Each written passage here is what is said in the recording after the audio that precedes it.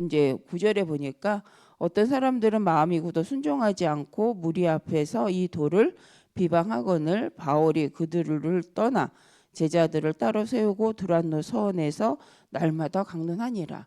어떠면 이제 오늘 말씀에 보니까 사도행전 19장의 8절에 바울이 석 달 동안 회당에서 복음을 이제 말씀을 증거한 거죠. 그런데 부흥이 일어난 것이 아니라 어떤 일이 일어났냐면 권면하였지만 이제 9절에 보니까 마음이 굳어서 순종하지 못하는 말씀에 순종하지 못하는 무리로 인해서 이제 비방이 일어나고 이제 소문이 일어난 거죠. 근데 이제 이것에 낙심하지 않고 바울은 그것을 기회로 삼아서 이제 따로 말씀만 듣는 자들을 모아놓고 두란노 서원에서 이제 날마다 복음을 강론하는 그 시간표입니다. 그래서 우리가 복음 운동을 하면서 복음을 말했는데 그것이 도리어 비방거리가 되고 문제거리가 될 때 오늘 성경이 우리에게 모델이 기준이 되어집니다. 그것은 복음을 말하는 것이 잘못된 것이 아니라 바로 하나님이 이걸 통해서 더 말씀 들을 자로 구별한 거죠. 그래서 석 달 동안 말씀을 듣고도 말씀이 마음에 담겨지지 않은 굳은 마음 가진 자는 결과적으로 어떤 이유에서건 말씀에 반대되는 자리에 서게 되는데 그것을 가지고 우리가 낙심할 것이 아니라 하나님 주신 더 좋은 기회로 이제 제자화하는 하나님 원하시는 24 날마다 할 수 있는 제자를 찾고 거기에서 훈련을 할 수 있는 그래서 이 날을 통해서 이제 로마까지 갈 수 있는 그 방향의 메시지를 누리게 되어지죠. 그래서 우리도 이것을 갖고 우리가 만나는 전도 때문에 하나님 주신 하나님의 말씀을 따라서 하나님이 주시는 전도 속으로 들어간 게 맞다면 거기에 일어나는 모든 사건은 여기서 일어나는 모든 사건은 하나님의 절대 계획을 이뤄가시는 하나님의 계획을 이루시는 사건이 되고 그것을 통해서 하나님의 계획이 반드시 이루어집니다. 그래서 여기서 일어난 사건은 하나님이 주시는 전환점의 기회가 되고 더 복음 속으로 깊이 들어갈 수 있는 시간표가 되어진다. 그래서 우리는 24 제자를 찾는 방법이 말씀을 잘 듣고 따라온 제자가 맞지만 주변의 상황과 사건 속에는 이렇게 비방하는 자, 문제, 사건이 일어날 수 있다는 거죠. 그래서 이런 측면에서 보니까 오늘 사도행전 19장 9절의 말씀으로 보니까 문제는 진짜 문제가 아니고 문이죠. 어떤 문? 하나님이 원하시는 전도를 위해 제자화할 수 있는 최고의 제자 찾는 기회가 되어졌다. 그래서 우리가 문제 때문에 낙심하지 말고 그걸 통해서 하나님이 하게 하시는 유일성의 문이 있다. 그걸 통해서 우리가 찾을 수 있는 오직할 수 있는 반드시 문이 있다. 근데 요걸 찾아낼 수 있는 것이 이제 영적인 눈이죠. 근데 이 눈이 어디서부터 시작되냐? 하나님의 말씀을 가지고 5가지 흐름을 갖고 말씀, 기도, 우리 계속 이제 하는데 기도, 이 전도라는 이 하나님의 절대 계획 속에서 한 지역을 보고 있을 때, 그러면서 한 지역을 보고 있을 때, 그러면서 한 나라를 놓고 기도하고 있을 때, 이걸 하고 있을 때 보여지는 사건이죠. 그래서 우리가 다른 것으로 하지 않고 평상시에 우리의 기도의 방향이 이거를 갖고 망대를 세우고 있다. 그렇다면 행복한 기도 속에 들어가는 것이고 그럴 때 오는 모든 문제 사건은 도리어 문이 되어지고 하나님의 계획을 이루어가는 시간표가 되어집니다. 그래서 우리의 영원한 시작은 문제될 것이 없고 우리의 영원한 시작은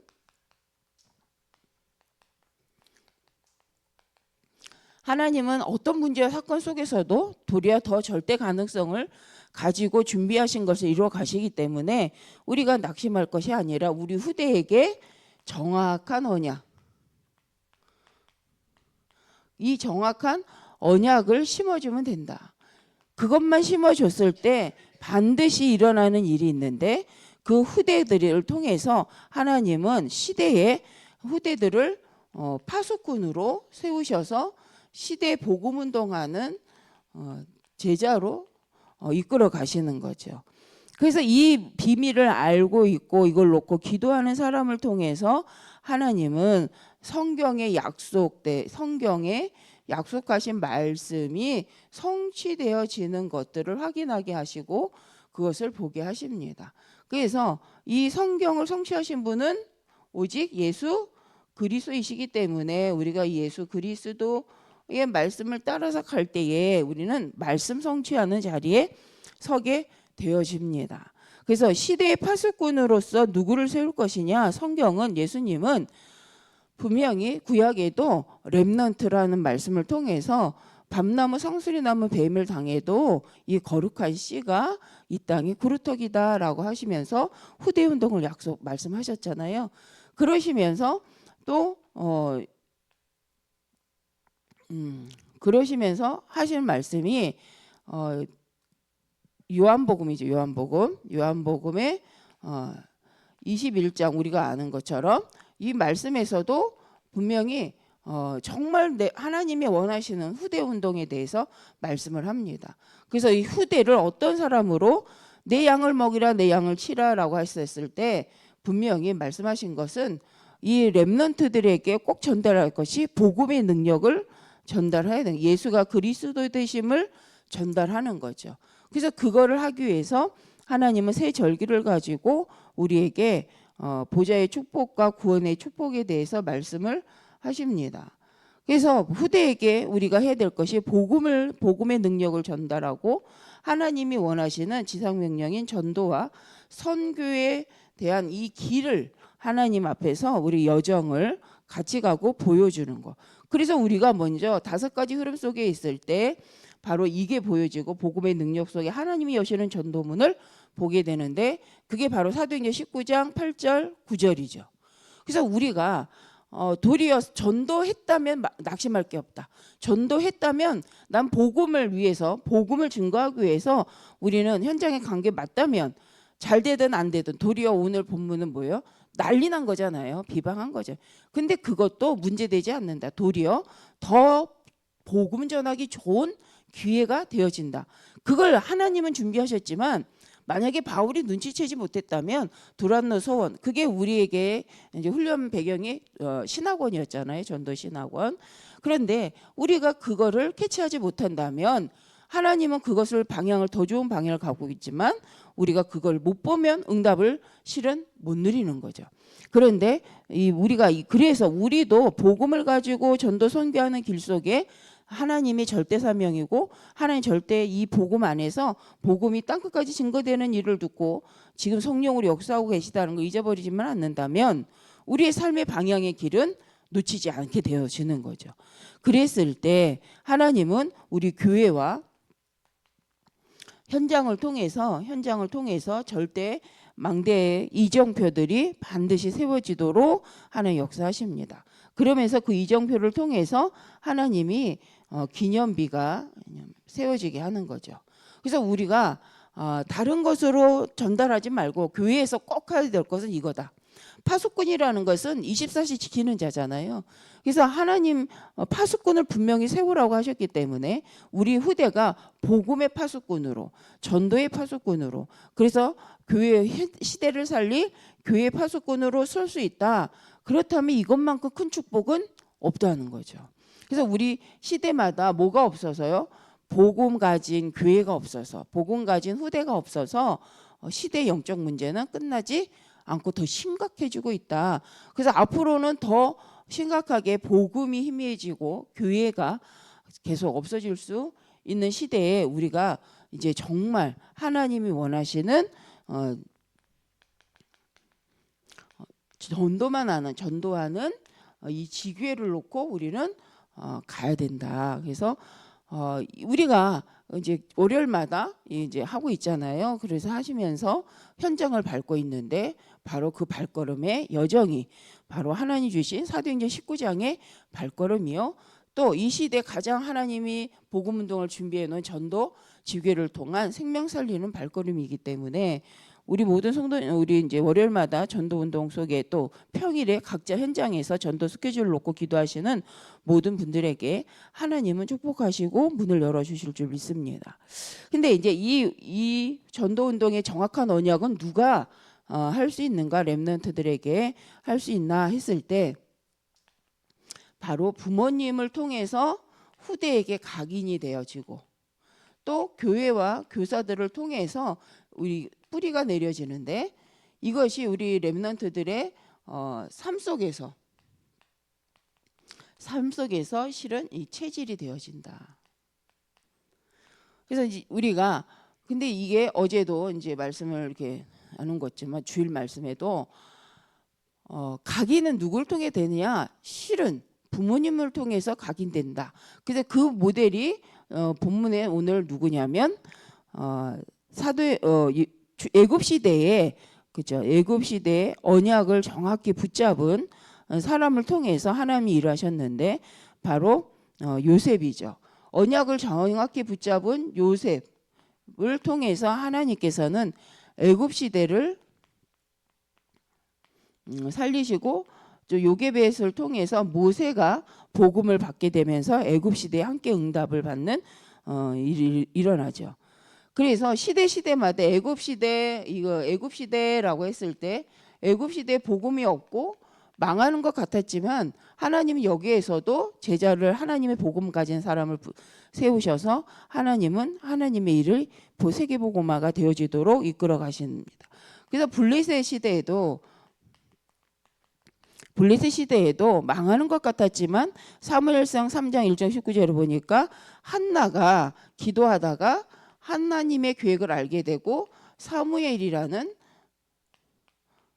자녀를 낳고 그 사무엘을 통해서 실은 다윗이 시대의 복음운동의 왕으로 세워지는 것이 바로 블레셋 시대죠. 그래서 한나에게 주셨던 언약이 사무엘에게 또 사무엘에게 전달된 말씀이 다윗에게 전달되어지면서 이 블레셋 시대를 둔 하나님의 복음의 운동의 역사가 일어난 것을 우리는 성경을 통해서 이제 확인할 수 있습니다. 또 아람 시대에 보니까 아람 시대에는 엘리사가 있었잖아요. 그래서 왕하 6장에 보니까 이 엘리사가 기도한 것마다 하나님은 다 이제 응답하고 보게 하시고 이제 가게 하셨던 것을 볼 수 있습니다. 어느 정도냐면 싸우지 않고 이길 정도로. 그래서 엘리사가 그냥 기도하고 있을 때 아람 군대가 어떻게 쳐들어올 건지가 그냥 다 보여서 이스라엘 왕에게 가서 다 말해주고 그래서 이스라엘 왕이 가서 그것을 싸우지 않고도 이길 수 있을 만큼 방비를 하게끔 만들어주는 근데 그만큼의 기도의 사람이었는데 이제 이런 아람 시대에도 엘리사가 우리가 엘리사를 너무 잘 알잖아요. 정말 하나님 앞에 구한 것은 다른 것이 아니라 나에게 갑절에 영감을 주옵소서. 시대를 바라보고 정말 기도하면서 무엇이 필요한지 하나님 앞에 정말 영적인 힘을 먼저 있어야 되는 것을 알고 기도했던 사람입니다. 그 한 사람 때문에 나라가 전쟁을 하지 않아도 될 만큼 나중에는요 엘리사에게 아버지라고 말할 만큼 그 하나님이 이 엘리사를 높이시고 그 나라를 지켜가시는 걸 볼 수 있습니다. 그래서 이게 우리가 이제 성경의 증거죠. 이것이 어떤 증거냐? 정확한 언약을 붙잡은 후대가 일어나고 그 후대가 파수꾼을 섰을 때 시대가 어떻게 응답을 받았고 복음 운동을 했는지에 대해서 성경의 증거입니다. 그리고 그 다음에 바벨론 시대죠. 4번에 바벨론 시대, 아수르, 아람 시대, 그 다음에 아수르 시대죠. 아수르. 우리 이제 이 아수르 시대에서는 이사야와 히스기야인데 히스기야가 본문에 왕하 19장에 보니까 히스기야가 어떤 기도를 하냐면 적군이 아수르가 쳐들어왔을 때 그들이 하는 비방을 놓고 하나님 앞에 기도를 하지요. 그러면서 이제 선지자한테 이사야에게 파병을 보내는데 그때 하나님께서 그걸 들으시고 싸우지 않고 이기는 사건이 일어나죠. 그래서 이 우리가 기도할 때에 하나님께서는 그 우리가 있는 자리에서 정말 하나님 앞에 기도할 때 하나님께서는 반드시 역사하시고 응답하셨다는 증거죠. 그다음에 바벨론 시대에도 실은 우리 이제 이게 왜 이런 시대가 이 바벨론이 복음을 따라가는 시대가 아니었잖아요. 그리고 아람이나 아수르, 블레셋, 애굽이 복음을 따라가는 시대가 아니었지만 가장 복음의 증거가 일어났던 시대라는 말을 하는 거잖아요. 지금 왜 복음을 막았지만 국가적으로 왕들을 통해서 이런 일이 일어났지만 하나님은 복음의 후대를 통해 복음의 사람들을 통해 24시 기도하는 제자들을 통해서 나라도 지키고 복음 운동도 일어나게 하셨다라는 증거로 오늘 이 말씀을 나누고 있습니다. 그래서 바빌론 시대에도 다니엘의 세 친구 우리가 알잖아요. 그래서 다니엘 3장 다니엘 이 친구들 그 다니엘과 다니엘 친구들 또 에스더서 4장을 보니까 에스더가 내가 하나님 앞에 죽으면 죽으리다 하고 문제 앞에서 기도하면서 응답받았던 사건을 우리가 볼 수 있습니다. 그래서 이런 다니엘의 친구들 그다음에 그 시대 에스더 같은 하나님의 언약 모르드게의 그 믿음이 에스더에게 그러면서 그 에스더가 그 믿음으로 증거를 일으키는 사건을 우리가 이제 에스더서를 통해서 이렇게 볼 수가 있습니다. 이것처럼 복음 가진 한 사람을 통해서 실은 한 지역, 한 나라가 사는 그 증거가 요 이제 오늘 성경의 말씀입니다. 그리고 로마 시대 또한 오늘 본문처럼 로마 시대에도 복음을 막으려고 한 것 같지만 실은 하나님은 사도행전 오늘 17장 1절, 18장 1절, 19장 8절 회당 운동 그래서 복음 운동을 통해서 하나님 지속적으로 이 복음이 후대에게 전달되고 그러면서 이 복음이 전 세계로 갈 수밖에 없도록 전도 운동을 일으킨다는 거죠. 그래서 시대마다 일어났던 전도 운동이 있었다. 후대를 통해서 그 시대에 맞게. 그래서 우리가 RUTC 운동도 그래서 우리는 전도 운동이다. 하나님 원하는 시대 살리고 후대를 준비하고 미래를 준비하는 전도 운동이라고 우리를 말할 수 있는 것이 성경이 증거를 하고 있습니다. 그래서 결론적으로 우리가 이 5가지 흐름 속에서 정말 하나님 원하시는 것을 보고 가는 증인인 거죠. 그래서 24 제자가 누군가 그래서 우리가 말씀 붙잡고 기도하는 사람을 통해서 하나님께서는 그 흐름을 타게 하시고 인도에 가실 줄 믿습니다. 기도하겠습니다. 하나님 감사합니다. 정말 말씀을 붙잡고 시대에 하나님 앞에 기도하는 하나님의 사람들을 통해서 하나님 복음이 지속되게 하시고 후대들에게 증거가 되게 하시고 그것을 통해 한 나라 한 지역 한 나라가 살 만큼 정말 전 세계가 이 복음을 듣고 하나님 앞에 설 수 있을 만큼 하나님 역사하시는 줄 믿습니다. 저희가 그런 축복을 누리는 증인으로 서게 하시고 또 우리 후대에게 그런 증인으로 24 제자할 수 있는 파수꾼의 이 복음의 축복을 전달하는 증인으로 쓰며 우리 후대들을 그런 24 제자로 세워가는 축복을 누리는 저희들의 인생이 되게 하여 주시옵소서. 세우신 목사님과 온 교회 위에 주의 성령과 능력으로 함께 하시며 또 목사님 가 계신 현장 속에 하나님 또 우리 온 교단의 모든 목사님들을 통해서 하나님 주시는 기도의 그 자리가 하나님 정말 한 지역을 한 나라를 살릴 만큼 하나님의 성령이 역사하시는 자리가 되게 하시고 시대를 둔 후대 운동에 하나님 문이 열려지는 축복의 응답의 현장이 되어지도록 하나님 역사하여 주시옵소서. 이곳에서 저희도 함께 모든 교회들이 이 축복을 누리는 오늘이 되게 하여 주옵소서. 주 예수 그리스도의 이름으로 기도드립니다. 아멘.